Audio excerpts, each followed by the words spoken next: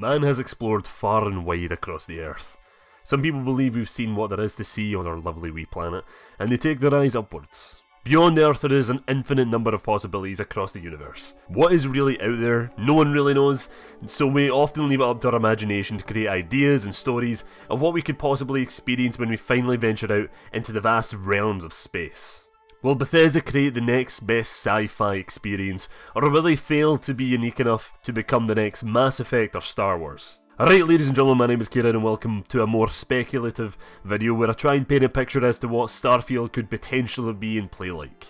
Starfield was announced back in Bethesda's 2018 E3 conference where BGS surprised fans by the reveal of both this game and the newest entry in their Elder Scrolls franchise, Elder Scrolls 6. Which, apparently, it's going to be called Redfall or something like that. I just heard that recently. You can Google that or YouTube it or something like that. I don't know if I'm going to be making a video on it. Starfield was a game that was in the rumour mill for years, ever since Bethesda's parent company ZeniMax filed a trademark for it back in, 2013, when pre-production on the title was well underway by Bethesda during the development of Fallout 4.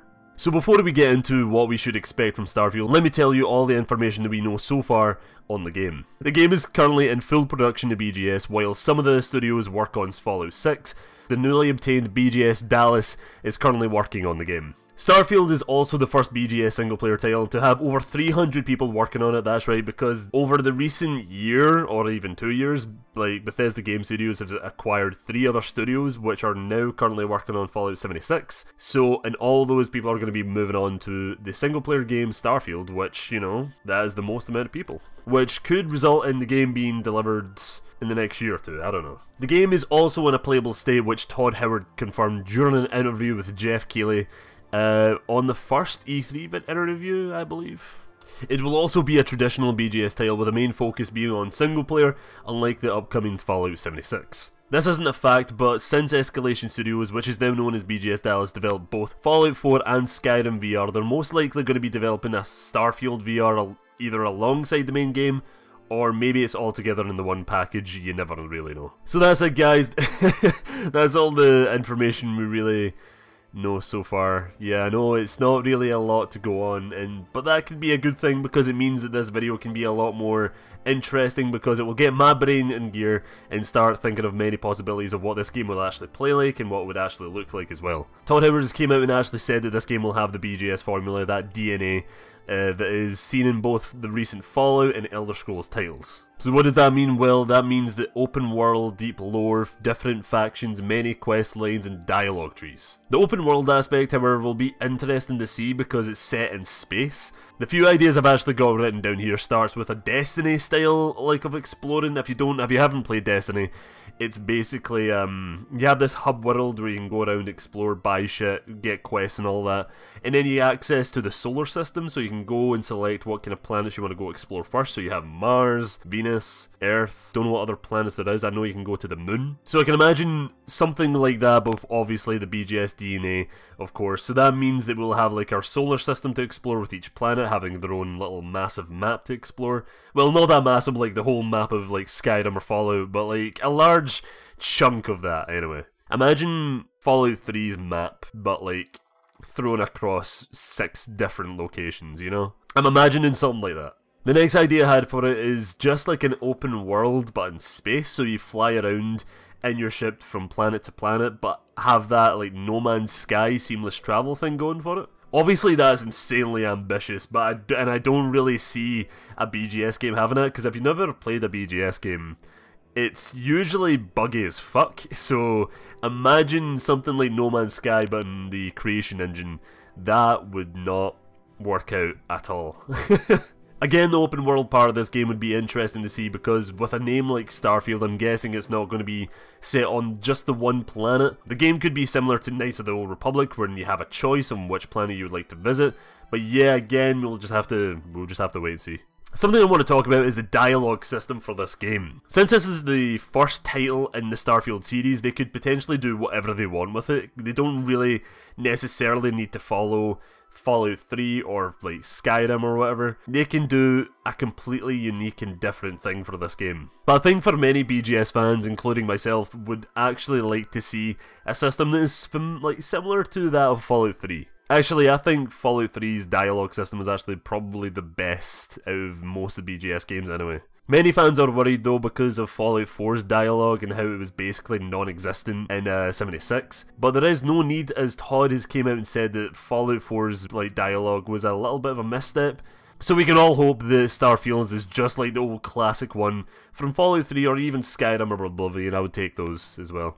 Quests, NPCs and locations is what brings RPGs to life, and when it comes to any franchise set in space, locations have the potential to be so unique, but at the same time so simple. One of my earliest memories actually is playing the first Halo game on Xbox, and seeing the Halo Ring world for the first time and being like, fucking hell, because I was absolutely just blown away by it. Well, I probably didn't say, you know, fucking hell, because I was like, what, 5 at the time, so you could probably translate that into like what a 5-year-old would say instead. What I was trying to say with that is that Halo was something definitely unique, but at the same time so simple. There was no flying massive, well, there was in later games like floating fucking crazy objects like you would see in Halo 4, but I'm talking about back in the original Halo, where you just, it's basically, yeah, the ring world was the unique part about it, and there was like futuristic looking buildings, but the planet, the world looked basically like Earth, but with that futuristic like feel to it, it made it different enough. So what kind of worlds are we going to see in Starfield? Well, I don't really know, because again, we've not really seen it. The only thing we've seen, well, technically we did see that planet in the teaser, but we don't really know what that is. Is that Mars? Is that just another fucking planet? I don't fucking know, because everything looks the exact same from the outside, so aye. And you're not going to have me sitting here speculating in tearing apart a fucking teaser trailer, by the way, because a billion other YouTubers have done that, and I don't want to be like that guy that plays Starfield trailer and the music over and over and over and over and over again for a 10-minute video, so yeah. NPCs and quests I can imagine being like they would act in Skyrim and Fallout, and don't actually imagine much changes happening in that front. But what I hope is more interesting and unique side quests with their own great storylines tied to them.